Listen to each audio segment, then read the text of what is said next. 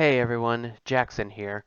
During production of this episode, my laptop broke down and I had to export what I could salvage, which meant I had to re-record some lines using different recording software and microphones. Sorry in advance for any abrupt changes in mic quality. I hope it won't ruin this episode for you, and that you can still enjoy it. New York City. The Big Apple. The city that never sleeps. A fitting name when you consider how much crime there is. How can anyone sleep with all the muggers, carjackers, and uncle killers out there? Not to mention this new wackadoo people are calling the Green Goblin. Thankfully, New York has a new protector. Their friendly neighborhood Spider-Man. While public reception to him started off mixed, he's been slowly winning the trust and support of the people. Just recently, he saved a gondola full of school kids and an aspiring actress who were taken hostage by the Green Goblin. That's all everyone has been talking about. That is, everyone except Harry Osborn. He's been dealing with the deaths of his father, CEO of Oscorp, Norman Osborn. Harry hasn't revealed much to the press about what happened, but he does know one thing: Spider-Man is to blame. Harry walked in on the wall crawler standing over his father's lifeless body. Spider-Man left without an explanation, and Harry's already reached his own conclusion. He wants justice for his father, but with the entire city cheering on the webhead, Harry doesn't trust the cops to be impartial. I know this sounds impossible, but he thinks the police might show bias. I know, Shocker. No, not toward Shocker, I mean Spider-Man. Shocker isn't even in these movies. I mean, he's in the tie-in games, but those aren't really canon, so... But I'm getting off track. Anyway, Harry decides to call some of his father's contacts, pull some strings, and get some help from someone out of state. Someone with a penchant for exposing beloved public figures for the criminals that they are. Someone that the captain of the LAPD would gladly lend because they're making the rest of the department look bad. Lieutenant Columbo. And that's where we find ourselves, true believers. Can Columbo unravel what happened to Norman Osborn? Can Columbo expose Spider-Man as the menace that he is? Can he explain why all the high schoolers look like 30-year-olds?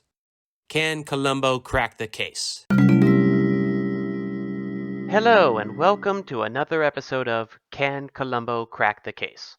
I'm your host, Jackson, and today we're taking a look at the murder of Norman Osborn from Sam Raimi's Spider-Man. Though it's more of an accident. See, what Harry doesn't know is that his father tested an experimental serum on himself, developing enhanced strengths and durability, as well as an evil split personality, the Green Goblin. When the Goblin takes control, he exacts revenge on behalf of Norman and causes all sorts of general mayhem, usually with pumpkin bombs while riding on his glider, like when he attacked the World Unity Fair and killed his board of directors. Before his demise, Norman figured out that Harry's friend, Peter Parker, was none other than his rival, Spider-Man. In their final confrontation, Spider-Man and Green Goblin fought their way to an abandoned building, and Goblin revealed he was Norman. He begged for mercy, but this was all a ploy to distract Peter long enough to remotely control his glider and impale Peter. Unfortunately for him, Peter dodged it, and Norman ended up impaling himself. Whoopsie. With his last words, Norman begged Peter not to tell Harry what happened or who he was. Which brings us to this whole misunderstanding that Columbo has to unravel. To crack this case, Columbo has 3 objectives he needs to complete. First, he needs to figure out that Norman Osborn is the Green Goblin. Second, he needs to prove that Norman was killed by his own glider and how. Third, he needs to prove that Spider-Man did not deal the killing blow. Norman killed himself accidentally. Figuring out Spider-Man is Peter Parker isn't necessary to prove his innocence, but Columbo may discover this during his investigation, which will start when he arrives at the crime scene. Columbo would arrive at Norman's penthouse and find the local police in the midst of inspecting every inch of the place. Harry would be giving a statement to one of the officers when he notices the scruffy gentleman in a trench coat roaming around, admiring the decor of the lounge, and muttering about what a swanky place this is, with such a nice portrait of Norman.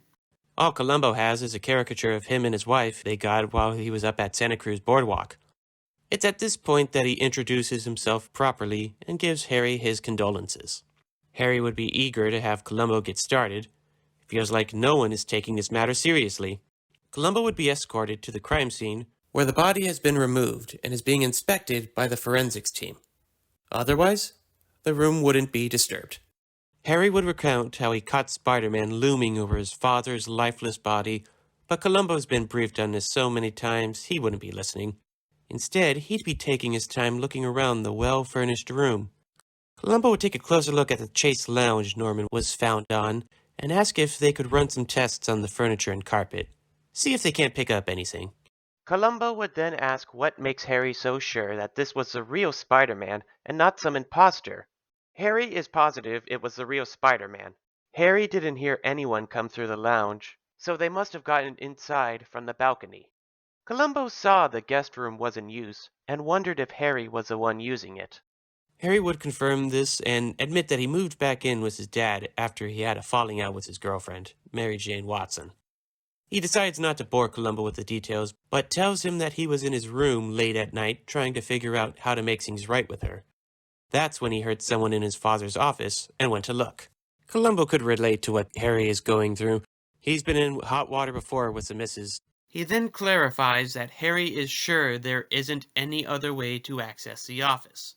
Harry is positive that the only other way in is through the balcony, someplace only Spider-Man can access. There's even some of his webbing left on the balcony. Harry would then show Columbo the semi-dissolved bit of webbing on the railing. It's a unique compound that only Spider-Man uses. Forensics tried to scrape as much as they could, but it dissolves after a couple of hours, so there's not much left. Columbo can't deny that is damning proof that Spider-Man was in the vicinity, if Harry is telling the truth. Columbo doesn't know anything about Spider-Man and can only take Harry at his word for now. Harry would then get a call and have to excuse himself. He's needed at Oscorp. Columbo would recall that he heard Harry inherited his father's business upon his passing, a fairly successful one at that. Before he goes, Columbo would wonder if Harry knew where his father was on the night of the murder. Harry wouldn't know much. His father was a secretive man, always busy with his company. Over the last year, he was struggling to keep the company afloat and appease the board of directors. Harry used to resent his father for prioritizing the company over him, but lately he's come to realize that with great power comes great responsibility. Harry would leave, and Columbo would try to memorize that line for later. Sounds like a pretty good motto. Now let's pause and take a look at our first batch of evidence. First, there is the office that Norman was found dead in. For a crime scene, it's awfully pristine. Next, there's Harry's account of catching Spider-Man in the act. It's dubious, but the webbing on the balcony suggests Harry was telling the truth. That said, Harry seems like the top suspect. He lived with Norman, clearly held resentment toward his father, and profited from his death. Plus, he's strangely insistent on accusing Spider-Man without any hard proof. Sure, Harry saw him with the body, but he didn't witness the murder. For all we know, Harry could be trying to frame Spider-Man for his crime. And yet, something doesn't feel right. The crime scene is too clean. There's no sign of a struggle or anything. Usually, in cases like this, the culprit makes a mess of an office to make it look like a struggle took place, to throw the police off the trail. Not this time. There's barely any blood either. Could he have been poisoned or suffocated? Columbo won't know until the coroner and forensics team update him on their findings. Until then, the next step is figuring out our people of interest Columbo needs to check on. This time we're going to start with a pretty short list. Harry Osborn starts things off since he's the victim's son. It doesn't look like he and Norman were on good terms, but it's too early to tell just how good or bad their relationship was. Then there's the girlfriend, Mary Jane Watson. She was dating Harry until they recently hit a rough patch. There's also that butler lurking in the background, but he's busy being questioned at the precinct. Maybe Columbo will get to him later, if he needs to. Lastly, there's Spider-Man. Columbo hasn't seen Spider-Man in action. All he has to go off are the public's opinion and Harry's account. It would be nice if he could have a word with the webhead, but odds are scheduling an interview with Spider-Man isn't going to be easy. Luckily, it won't be hard to figure out where Spider-Man was that night, since every news outlet in the city would be talking about the Queensboro Bridge incident. On the same night Norman was killed, the Green Goblin kidnapped Mary Jane and took her and a tram full of kids hostage over the bridge. Spider-Man arrived on the scene and saved both MJ and the kids, as witnessed by dozens of New Yorkers. However, Goblin roped Spider-Man and took their fight far from the bridge. Spectators claim that they wound up in the slums over by some abandoned buildings, but no one knows where precisely. Until the coroner's report comes in, it's unclear when the time of death occurred. If Norman died during Spider-Man's fight with the Green Goblin, that would give Spider-Man an alibi and clear his name. If he didn't, then it's still plausible that Spider-Man could have killed him before or after the fight. For now, Columbo's best bet would be to go find Mary Jane, who at this point I think is still working at that awful diner since she doesn't become a successful actress until the sequel. Which means Columbo could get some chili while he questions her. He'd be able to convince her to sit down and answer some questions. Columbo understands that she's been questioned enough about her recent kidnapping and assures her he's not here for that. He just wants to talk to her about her ex's father, Norman Osborn. MJ wouldn't have much to say, given that she's only met Norman once. She first met him when she went to Harry and Peter's apartment to celebrate Thanksgiving. He seemed like a nice man, at first, but shortly after they said grace, Norman excused himself and tried to leave. Harry followed him into the hallway and tried to talk his father into staying, but they got into an argument. MJ overheard them and listened as Norman said horrible things about her, while Harry didn't stand up for her at all. Norman left, and when Harry returned, he kept making excuses for his father's behavior. MJ couldn't bear it and decided to leave. There's a lot to glean from that, but Columbo needs to be careful. Clearly, MJ has been through a lot, and he wouldn't want to upset her. He can see why she and Harry weren't doing so well, but there's something else Columbo would want to know. Who is Peter? MJ would explain that Peter Parker was Harry's roommate and a close friend of theirs. He used to live next door to her with his Aunt May. They went to the same high school and have been there for each other since graduation. Nowadays, Peter takes photos for the Daily Bugle, just like he did for the school newspaper. Columbo would ask if Peter had ever met Norman before. MJ recalls Norman taking an interest in Peter. Harry would always tell her about how frustrated he was that his father saw Peter as more of a son than him. Columbo is fascinated by this little tidbit, but changes the topic toward Spider-Man. He's still new to the city and hasn't seen Spider-Man in action. Columbo was hoping MJ could share her opinion on the vigilante, given her recent interactions with him. Her eyes would light up hearing the hero's name. Her response is subdued yet earnest. She talks about his bravery and selflessness, how he always has a joke even in the face of danger. She owes him her life and wishes she can repay him somehow. Columbo would nod and end his questioning there. He's got everything he needs. Actually, no. He'd ask for one more thing. Could he get some crackers to go with his chili? Columbo was able to get more than a good lunch out of that visit. He's getting a better idea of what kind of person Norman was, along with the drama brewing between the Osborns. We can also add a new person of interest to the list. Peter Parker. Columbo might track him down later, but for now, the coroner's report should be ready. Let's see what we got. Interesting. According to the report, Norman's body was found battered and bruised. Looks like he went 3 minutes in the ring with Bonesaw. What did him in was a stab wound to the torso. 3 to be precise. Norman must have gotten into quite the brawl, but not at his penthouse. Unless he just stood there and let his killer wail on him, Norman would have resisted and fought back. If that's the case, his office should be trashed. Or at least, there should be more blood. Furthermore, Norman was in astonishingly good shape for a man of his age. Whoever took him down was no lightweight.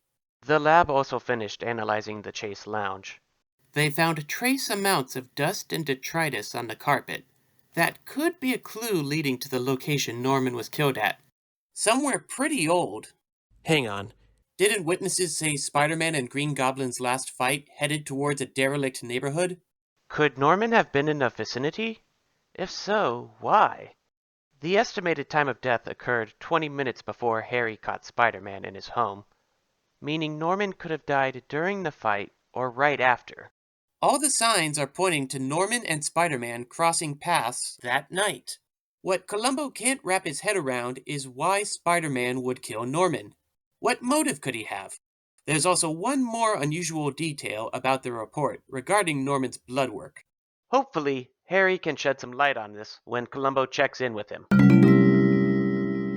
Harry is a busy man, but he'd make time for Columbo to hear how the investigation is going. Columbo would have an update, but first, he'd ask Harry if he has any idea where his father was on the night he died. No one seems to know where Norman was when he met his demise. Again, Harry wouldn't know. He's still trying to get the hang of running the company. He hasn't had time to go through his father's files or schedule. Columbo could imagine running a company this big must be tiring. What with so many different departments and divisions, military applications, robotics, chemical manufacturing.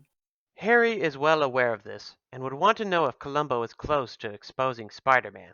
Columbo would admit that it looks like Spider-Man is to blame, but he's also learned more about Norman. Columbo had a chat with Mary Jane the other day. She was a very nice girl, real sweet. He hit the jackpot with that one. She told him about the dispute Harry and Norman had at Thanksgiving. Seems like Norman didn't approve of Mary Jane. Harry wouldn't like Columbo questioning his friends, but confesses that he did get into an argument with his dad. Norman thought MJ was using Harry for his wealth and urged him to use her and be done with it. Harry patched things up with MJ, but wished he had the nerves to stand up to Norman when he had the chance. But he can't. His father is gone, and so far, Columbo hasn't brought him anything worthwhile. Funny he should mention that. Columbo would tell him the forensics team was running tests on Norman's blood and noticed something odd. When Harry asks what it is, Columbo just shrugs. They don't know either. It's a chemical substance that's not in any of their records. It's possible Norman got hooked on a new narcotic hitting the streets. It would explain where he went to at night and his unusual behavior. Harry wouldn't take kindly to this accusation, and Columbo would quickly remind him it's just a possibility. It's also possible that he was taking an experimental drug his company was making. Columbo got the impression that Norman was something of a scientist. He could have used himself as a guinea pig. It would help if Columbo had access to Oscorp's database and review their records. Harry would remind Columbo that his father is a victim in all this, not the villain. He was the only person Harry could turn to when he found out MJ was in love with Peter. Norman may not have been the best dad, but at least he was there for Harry in the end. Columbo would find this little tidbit interesting and ask if Harry could tell him more about Peter. That would make Harry even angrier, and he'd warn Columbo not to even think about it. Peter may be taking photos of Spider-Man for the Bugle, but that has nothing to do with this case. Harry would warn him to stop bothering his friends and focus on avenging his father, instead of dragging his name through the dirt. For all they know, Norman could have been poisoned. Columbo would point out that he's a detective, not an avenger, but he'll do his best. He'd apologize and take his leave, but then stop and say one more thing. They've already ruled out poison as the cause of death. Apparently, Norman was impaled. They're not sure when or where, but it certainly wasn't at his home. Hopefully Harry will reconsider giving Columbo access to Oscorp's records once he cools off. For now, he's upset, and further provocation could result in Columbo getting taken off the case. It would be best to give him some space and review what we learned from that encounter. Starting with the suspicious substance found in Norman's blood. Either it's a product that his company made, or a new drug being sold. It could explain his impressive physique. Perhaps some type of performance enhancer? If it wasn't made by Oscorp, did he go to the slums hoping to get more? If it's the former, then Columbo needs the Oscorp records to prove it. But he can't get a warrant to search if he can't prove it's an illegal substance. Also, he'd no longer consider Harry a suspect in this case. Harry clearly respects his father too much to kill him, and isn't capable of overpowering his father in a fight. There's also the matter of Peter Parker. His role in all of this is bigger than Columbo anticipated. Mary Jane is in love with him, his best friend is Harry, and he also takes photos of Spider-Man. It shouldn't take long for Columbo to get the latest issue of the Bugle and see how suspiciously good Peter's photos are. Perhaps it's time to pay the friendly neighborhood journalist a visit. Columbo would head to the Daily Bugle, figuring he might catch Peter there. Naturally, he can't just lurk around the building waiting for Pete to make an appearance, so he decides to pass the time by checking with Pete's boss.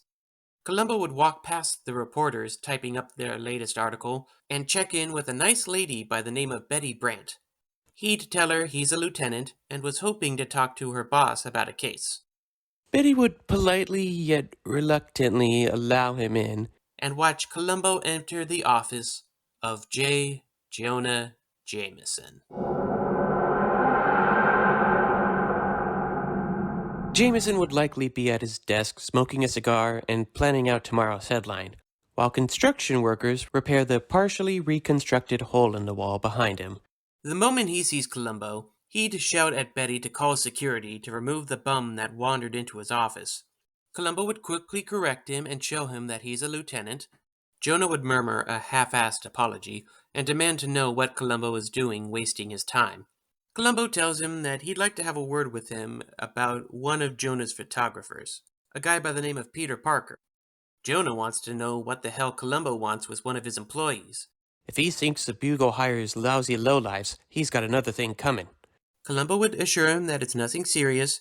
He's just following up on some loose ends for a case. But in order to do that, he needs to get the scoop on Spider-Man.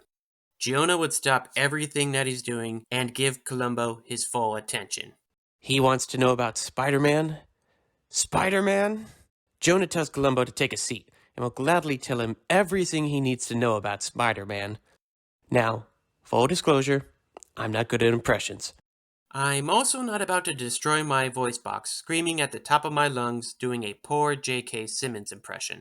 But I'd be doing you a disservice if I didn't try to replicate what Columbo is experiencing. Let me see here. Haha! This should do the job.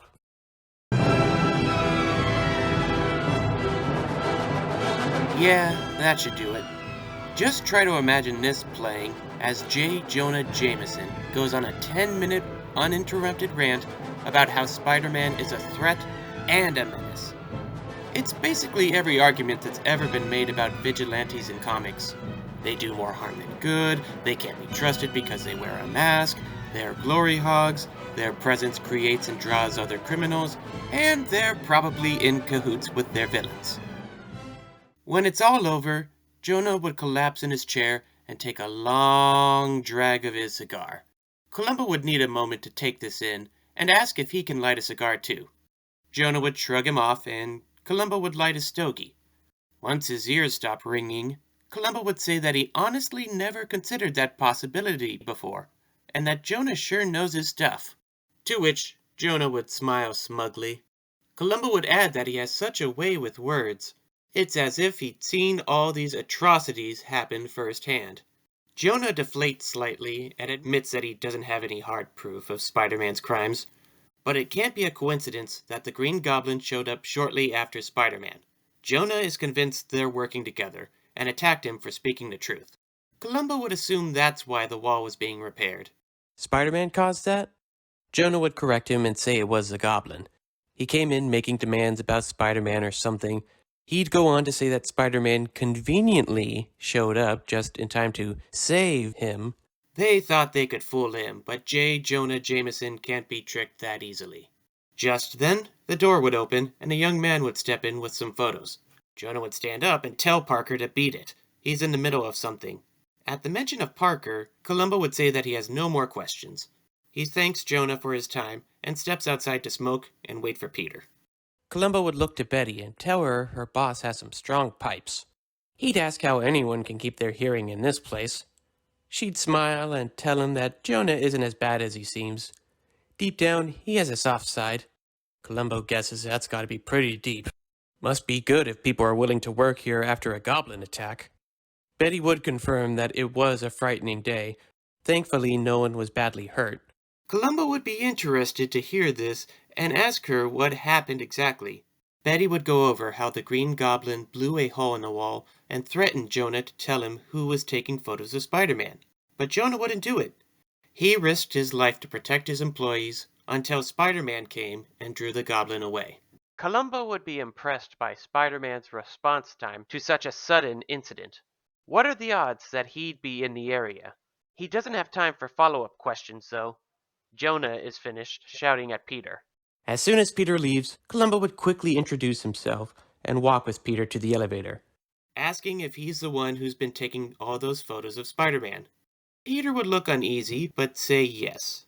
As they ride the elevator, Columbo would tell him his pictures were terrific. Spectacular, even. He could make a killing as a forensics photographer. Peter would thank him, but still be on edge. Columbo would then tell Peter about a nephew of his who's also gotten into photography. He's good, but has a lot to learn. Columbo doesn't know the first thing about taking photos. He's lucky he can manage one of those wind-up disposable cameras.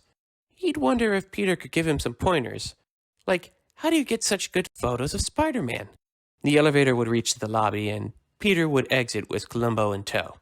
Columbo would mention that there has to be some trick to it. Columbo has checked out a bunch of different newspapers, but none have any good pictures of Spider-Man. What's the secret? Peter would stop as Columbo waits for an answer. Peter would calmly explain that he's got cameras set up around the city that take photos whenever they detect movement. Peter would claim that he figured out Spider-Man's route and placed the cameras accordingly. That makes sense to Columbo. He'd apologize to Peter for hounding him and commend him for being so clever. He'd explain that he's working on a case and figured if anyone could get in touch with Spider-Man, it would be the guy that takes pictures of him. Peter would brush it off and try to excuse himself, but Columbo is still bothered by something. Spider-Man clearly values his privacy, and he knows the Daily Bugle is posting pictures of him. If he's not posing for those pictures, how come he keeps swinging the same route? Why give the rag that's bad-mouthing him so much good material? Peter would look awfully nervous and wouldn't know what to say. Again, Columbo would apologize for taking up his time. Truth be told, he was called out there by Harry Osborn. Peter would solemnly ask if this has to do with Norman's death. Columbo would confirm this and admit he's running out of leads. He was hoping Peter would know something that could blow this case wide open, given that he was so close to Harry and Norman. Peter wishes he could help. He thought he knew who Norman was, but he was wrong. Norman was a complicated man, and Peter will never understand why he did the things he did. All he can say for certain is that Norman cared about his son. Columbo is curious about what Peter said, but has a feeling that Peter isn't going to elaborate any further. He wouldn't press him on the matter and would thank Peter for his time. He would ask if Peter ever had any trouble getting pictures of the Green Goblin. Peter claims that the Goblin is harder to track. On that note, Columbo would leave and would consider checking on Peter later. A few hours later, Columbo would get a call from Harry, and he would not be in a good mood. Odds are, Peter would let it slip to Harry that he was questioned by Columbo. Not to get Columbo in trouble, but more likely because he was concerned about Harry becoming obsessed with Spider-Man. Whatever the reason, Harry would find out Columbo went behind his back. Columbo would try to calm Harry down and tell him that he had a nice, civil discussion with Peter, but Harry wouldn't care. The Goblin has caused Peter enough trouble as is, and he doesn't need to be reminded of it. This would catch Columbo's attention, and he'd want to know more details. Harry would angrily explain that Peter's aunt was attacked by the Green Goblin and hospitalized recently. While Harry is upset about Peter glamorizing Spider-Man for the Bugle, he's been cutting him some slack after what happened to his Aunt May. But Harry didn't call Columbo to share all that with him. He wants to see Columbo tonight about whether or not he's still needed on the case. Columbo would agree to meet with Harry, but as soon as the phone call is over, he'd head straight to the police station, hoping to read up on all the crimes the Green Goblin committed while he still can. We are nearing the end of our investigation, folks, and Columbo is on the verge of being thrown off the case. Things are looking bleak, but Harry just revealed a key piece of information that could change everything. Up until now, the Green Goblin has been hovering around this case, but there hasn't been enough evidence to suggest he was directly connected to it. Until now. At first, Columbo only knew about the Goblin's attack on the World Unity Fair and the Queensboro Bridge. Now he's aware of the attack on the Daily Bugle and May Parker. It's too convenient that all of the Goblin's attacks would tie directly to Harry and his friends. Using what time he has left, Columbo would do as much research as he can and organize a timeline of events involving the Green Goblin. First, Goblin attacked the World Unity Fair, where he first fought Spider-Man. He also killed several people who happened to be on Oscorp's board of directors. Second, he attacked the Daily Bugle, but Spider-Man stopped him from causing further damage. Third, the attack on May Parker, a poor, God-fearing woman who lost her husband to a carjacker months ago. Fourth, the Queensboro Bridge incident, where he took Mary Jane and some kids hostage. After that night, he hasn't been seen in weeks. The same night Norman died. The first attack could be written off as random chaos, but the other 3 attacks were targeted. Goblin hit the Bugle, but not because of what they were saying about him. He had the same idea as Columbo and went there to reach Spider-Man. He wanted revenge, and he wanted Spider-Man to suffer. So why attack May Parker? What does she have to do with this? Why did he only attack her house? He could have blown up the whole neighborhood, but he didn't. Columbo knows there's more than one way to get revenge, like attacking someone's loved ones. Mary Jane makes sense. She showed an interest in Spider-Man when Columbo brought him up. Maybe it was mutual, but if Spider-Man felt the same way, how did the Goblin find out? It doesn't make any sense unless you set up a timeline for Norman Osborn leading up to his death. On Thanksgiving, he had dinner with Peter and Harry, where he met MJ and May. He left early and got into an argument with Harry. Days later, May gets attacked and Harry moves back in with his father, revealing MJ loves Peter. Shortly after, Green Goblin kidnaps MJ. With those last 2 attacks, it's like the Green Goblin is learning all of this at the same time as Norman. Harry can't be involved. He cares too much about MJ and Peter to harm them. There are only 2 possibilities. Either Norman is applying the Green Goblin with this information and the gear, or they are one and the same. It would explain why the Goblin killed the board members of Oscorp, but it doesn't explain the last 2 attacks. Why target Peter's loved ones? He wants to hurt Spider-Man. Unless he thinks Peter is Spider-Man. But that's crazy. Sure, Peter is the only photographer in the city to get photos of Spider-Man. He was also at the Bugle when Goblin attacked, and it would explain how Spider-Man got there so fast. But let's pump the brakes here.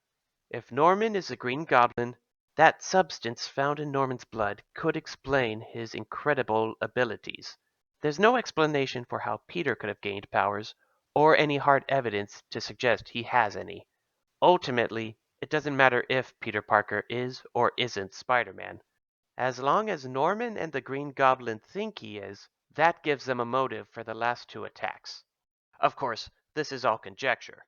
It's plausible, but Columbo doesn't have any hard proof to back his claim that Norman was the Green Goblin or that Norman was working with the Green Goblin. Besides, it doesn't prove Spider-Man is innocent either. He still could have killed Norman. Columbo's last hope is to meet with Harry and convince him to let Columbo look over the Oscorp's records and prove the Green Goblin is tied to Oscorp. That is, if Harry is willing to listen to reason. Columbo would arrive at the penthouse and be let in by the family butler, whose name is apparently Bernard Houseman. Yeah, that butler from the Spider-Man movies apparently had a name. Who knew? Bernard would inform Columbo that Harry should be home any moment and suggests he take a seat. Columbo does just that, and for a moment, the lounge is silent. He'd realize that they haven't had a chance to meet until now. Columbo can't believe he almost overlooked him. Bernard says it's all right. His job is to stay out of the way and watch over the Osborns. Columbo would ask how long he's been working for them, and Bernard would say many, many years.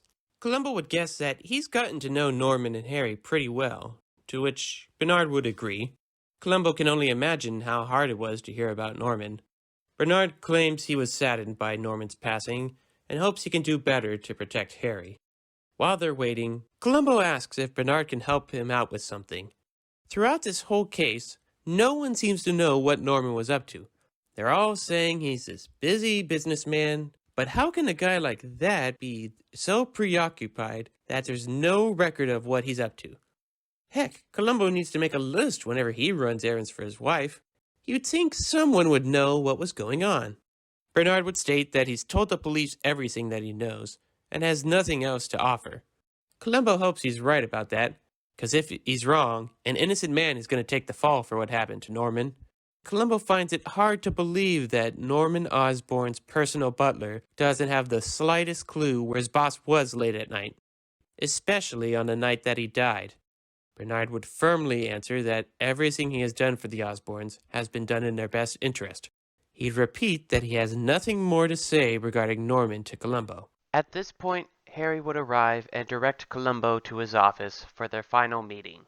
Columbo looks to Bernard once more, but finds no help from him. Columbo would sigh, stand up, and follow Harry with quite the dilemma on his hands. Should he tell him everything he found, including his theory on Norman being the Green Goblin and Peter being Spider-Man? Or keep that to himself, so Harry doesn't go after his best friend? Not that it will make much of a difference. Pains me to say this, but by the end of the night, Harry will be fed up with Columbo and take him off the case. I'm sure there are those of you listening who find this ruling completely outrageous. But remember, the whole point of this podcast is to contemplate if Columbo can or cannot crack a case. There would be no point if he could solve every one of them. And when you think about it, there's just no way he could solve this one. If Columbo kept his mouth shut about Green Goblin and Spider-Man's identities, Harry would lose faith in him and send him back to LA disappointed. If Columbo tried to share his theories, Harry would be appalled at such accusations and kick Columbo out of his house. Even if he could convince Harry that his father was a Green Goblin, or get Bernard to tell Harry that he cleaned his father's wound and that the blade that pierced his body came from his glider, it wouldn't do any good. How would they know Norman killed himself by accident? Maybe they could find the schematics for the glider that shows it can be remote operated, but it's just as likely that Spider-Man could have grabbed the glider and driven it into Norman's chest out of anger or self-defense. There's no way they could figure out which building the fight took place in or where Norman was killed, so they couldn't deduce the trajectory of the glider.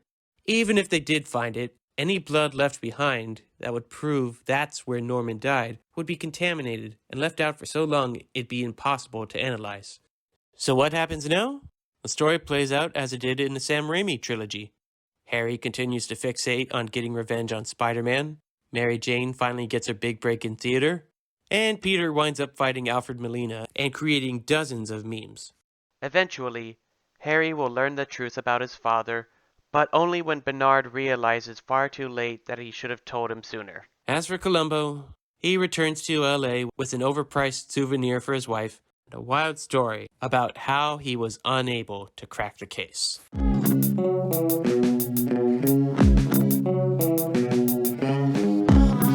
Thanks so much for tuning in to the second episode of Can Columbo Crack the Case? This one was much more difficult to put together, and for a while, I thought about scrapping this one. I do have a third episode planned, but I'm not going to say what it's going to be about just yet. At least until I'm certain that I will go through with it. For now, I'd love to hear what you thought about this episode, and what you'd like to see Columbo tackle next. Feel free to comment down below. You can also check the description for links to the artists whose songs were used in this episode. Oh, and one more thing. You folks have a good day now.